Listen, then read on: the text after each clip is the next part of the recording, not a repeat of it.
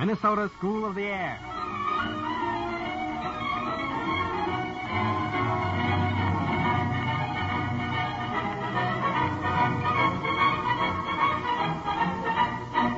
The Minnesota School of the Air presents Old Tales and You, a program for in-school listening. These programs are broadcast by transcription at 11 o'clock each Monday morning and at 2:15 each Thursday afternoon. Today's story is called The Nightingale.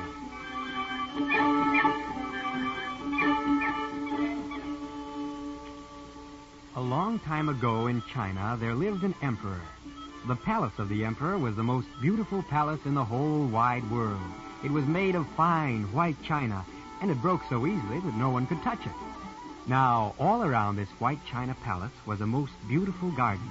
And in this garden were the most beautiful flowers. Everything about the garden was very, very beautiful indeed. But most people thought the most beautiful thing of all was the song of the nightingale, which sounded like this. Yes, there lived a nightingale in the trees of the garden, and this nightingale sang so beautifully that travelers who came to the emperor's capital stopped and listened. Then they went home to write books about their travels, and always they mentioned the emperor's nightingale. Well, one day when the emperor was reading one of these travel books, he said, and then he said, "Well, what's this?" It says, "And in the emperor's garden there were flowers of silver and gold, but the nightingale is the best of all." The nightingale? Why, I know nothing about a nightingale. Lord Fu! Lord Fu!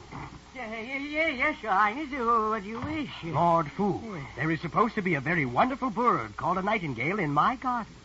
These books say that it is better than anything else in all my great kingdom. I know nothing about such a nightingale. Why have I never been told about it? A nightingale? Yes. Oh, dear. I've never heard it mentioned, Your Highness. Dear me indeed. Well, Lord Fu, I command the nightingale to appear here this evening to sing for me.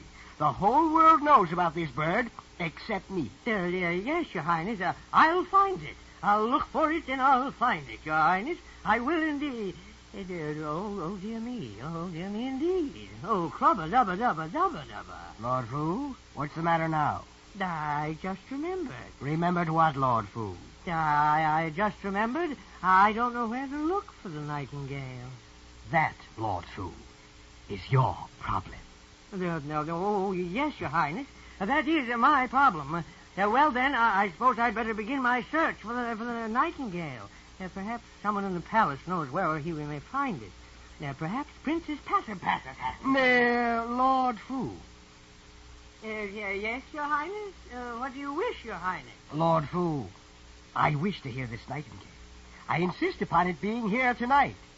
If it is not, I will have the whole court trampled upon after supper. Oh, yes, Your Highness. Oh, clubba-dubba-dubba-dubba-dubba-dubba.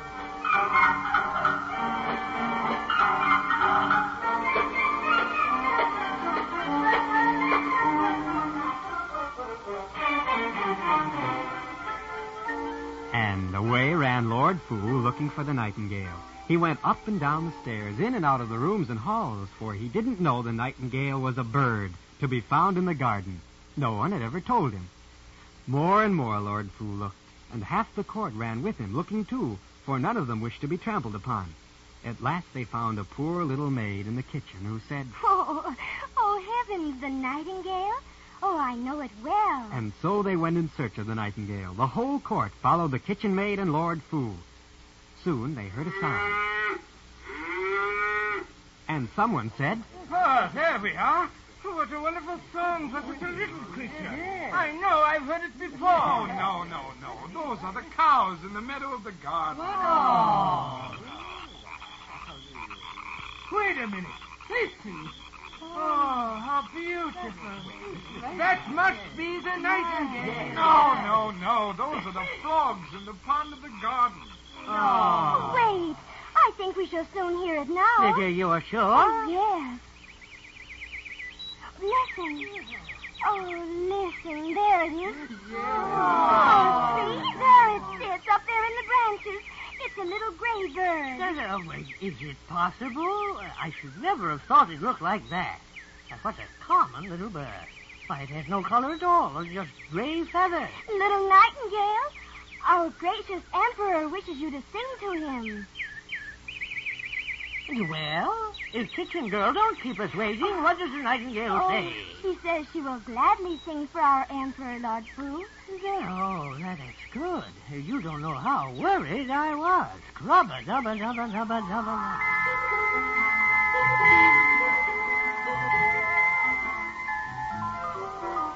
And so the nightingale flew back to the palace.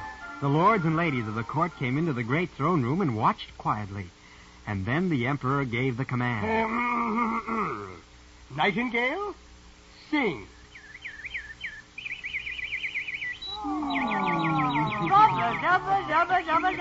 Excellent, excellent. Lord Fu? Yes, Your Highness. You called me, Your Highness? Yes, Fu. This little bird, it's the most wonderful thing in my whole kingdom. The books are right. So if you say so, Your Highness. I just did say so, Lord Fu. Yes, indeed. Indeed you did, Your Highness. Fu, sometimes I think you should be trampled upon. Oh, dear me, I'm sorry, Your Highness. Yes, but I am too happy with the nightingale to think about that now. Fu, you are to see that the nightingale stays here at court. It may have a room of its own, all hung in gold. And 12 footmen will watch over it. Yes, Your Highness. And now leave me alone. Everyone go. I wish to hear my nightingale sing. Now go.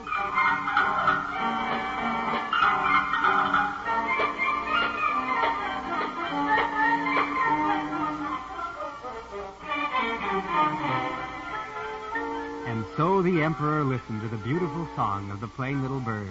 All day long he listened. Then, as Lord Fu was walking through the great hall, he heard... Good day, Lord Fu. Good day, Princess Patter.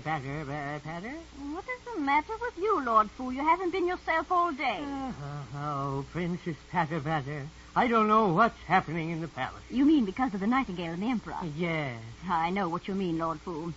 Do you know that the emperor has refused to see anyone since he first heard that wretched nightingale? Yes, I know. Well, I'll not stand for it, that's all. I will not stand for it. Lord Fu, I intend to go straight to the emperor.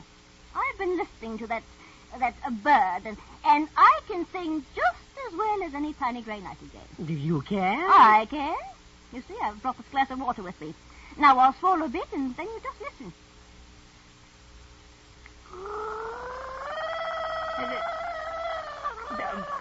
Carubba-dubba, stop that! The Princess Patter. Why, it's not at all like the singing of the nightingale. Well, this is awful. Well, I never, Lord Fu, I never. Rubba-dubba-dubba-dubba.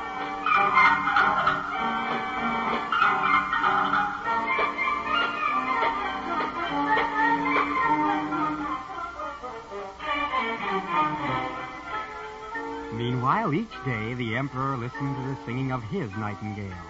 Until one day there came a box all wrapped with ribbon to the emperor's palace. When the emperor opened it, he said... Lord Fu, look at this. Oh, Crubba-dubba-dubba-dubba. It's another nightingale. Oh, but this one is much prettier. See how it was jewels, diamonds, and rubies, and sapphire. How they sparkle. And see that tail. Gold and silver all over. Yes, Your Highness. Here's a little button.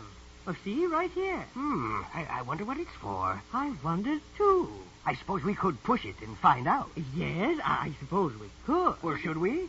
Why don't we? Well, if you say so, Lord Fu. No, I didn't say so, Your Highness. You did. I did?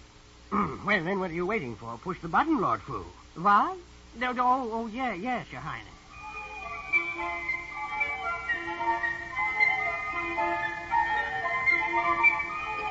Oh, listen to that.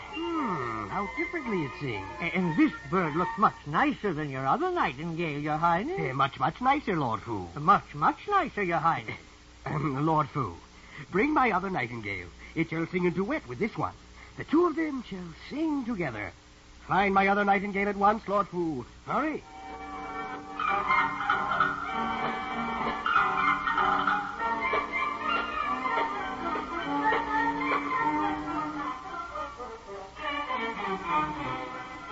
But Lord Fu could not find the real nightingale. You see, when the real nightingale heard the emperor say that he liked his gold and silver toy nightingale better, the poor little bird flew out the window and back to the forest.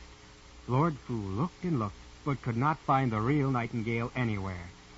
So the emperor listened to his imitation nightingale. Of course, the toy could sing only one song, but everyone said that it sang that song very well. Day after day, the toy nightingale sang the same song. Years passed, and still the emperor listened to his imitation nightingale. Then, one day, the emperor became ill. He was very sick indeed, and as he lay in his bed, he listened to his imitation nightingale. And then suddenly, the imitation nightingale broke. The insides whirred and buzzed, and the bird refused to sing. Lord Fu said, Rubba, dubba, dubba, dubba, dubba, dubba. What is the matter with the bird, Lord Fu? Well, I don't know, Your Highness. Make the bird sing again, Lord Fu. Yes, Your Highness. I'll try, Your Highness. Oh, crubba, dubba, dubba. It will not sing, Your Highness. Music. Please. I must have music. Well, but, Your Highness, I'm doing my best. I'll have you trampled upon, Lord Fu, if you cannot make it sing. Well, yes, Your Highness. And hurry. I will, Your Highness. I must have music. Oh, dear me. Music. Now, where can I find music? The royal musicians are always out of tune. They only make the emperor sicker. Well, I suppose I could whistle. Oh, do you stop that noise? Oh, yes, Your Highness. Oh, just leave me alone, Lord Fu. If you can't make my nightingale sing, then be quiet. Well, if you say so, Your Highness. Lord Fu, where is that coming from? Well, it seems to be in the garden outside the window, Your Highness. Open the window, Fu. It is open, Your Highness. Oh, it must be my real nightingale come back to me. Why, it's coming closer. I was right. It is my little nightingale. Why, so it is, Your Highness. But see, it flies through the window. Oh. Sing, little nightingale. Sing for me. You did come back after all. Now you must always stay with me. Sing only when you want. My empire is yours to command. Sing. Sing, little nightingale. And so the nightingale sang on and on. In no time at all, the emperor was well again. The little bird came each morning to the emperor to sing for him the whole day through. Each night it flew back to its home in the forest. And the emperor knew that the heart of the little gray nightingale was worth more than all the golden imitations in his whole wide kingdom. Oh, yes. And do you know, to this very day, Lord Fu still says, Well, crubba dubba dubba, crubba dubba dubba indeed.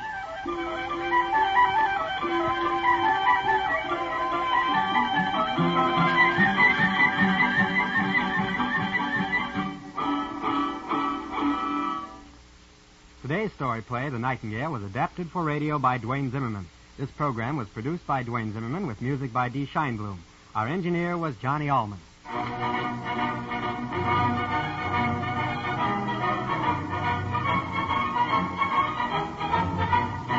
The Minnesota School of the Air has just presented Old Tales and New, a program for the primary grade, broadcast by transcription at 11 o'clock each Monday morning and at 2:15 each Thursday afternoon. 1 week from today, we'll bring you the story play, How the Robin's Breast Turned Red. Your announcer has been Don Selfer.